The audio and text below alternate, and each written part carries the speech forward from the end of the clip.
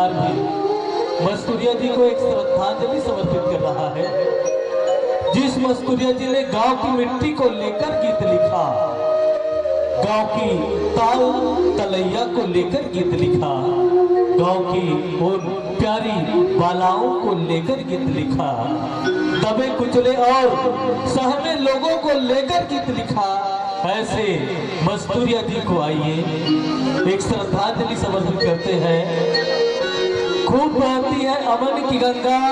बहने दो कि खूब बहती है अमन की गंगा यारो, बहने दो